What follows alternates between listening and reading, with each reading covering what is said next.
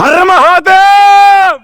अरे क्या होता है, अगर आपकी साधना अगर सात्विक है तो भले ही वो सिद्ध ना हो लेकिन उसका फल जरूर मिलता है। मैं एक बार गया था किसी बुक स्टॉल पर किताब खरीदने के लिए। तो अब जब मैं वहाँ पहुँचा तो किसी श्री विद्या के उपासक से मेरी भेंट हो गई थी। तो उन्होंने मुझे एक बार अपना अनुभव बताया था कि उन्हें एक पुस्तक उन्होंने खरीदी थी अपने टाइम पर जब वो जवान थे। अभी उनकी उम्र जब मैं उनसे मिला था तो करीब 60 के आसपास उनकी उम्र एज थी।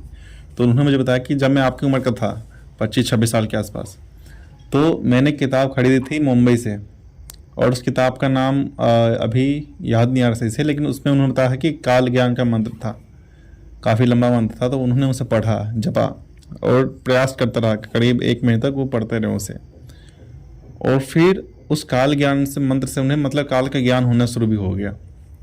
करीब हफ्ते भर उनके साथ कई सारी ऐसी चीज़ें हुई कि उन्हें मतलब कि हर चीज़ पता चल जा रही होने से पहले क्या क्या हुआ है। सब की जहाँ जहाँ जिसका चेहरा देख रहे हैं उसके बारे में जो भी बता रहा है तो सब सच निकल रहा है, भविष्य का भी, भूत का भी और वर्तमान का भी। 1 हफ्ता का यही चलता रहा उनके साथ। और फिर उसके बाद वो सब खत्म हो गया, मतलब ऐसा कुछ हुआ ही नहीं उनके बाद। तो उन्होंने मुझे बताया कि उन्हें ऐसा क्या लगता है।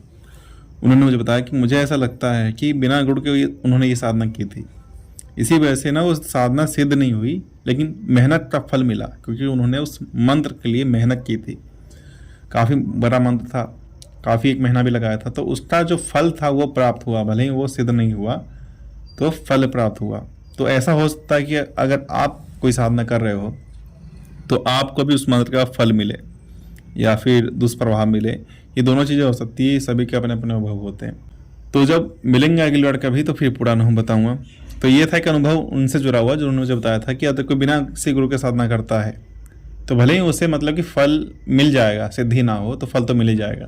तो ये था, अगर कोई बिना किसी गुरु के करता है तो अगर गुरु कर लिया तो फिर बात ही क्या है, तब तो साधना दृढ़ हो जाती है, दक्ष हो जाता है।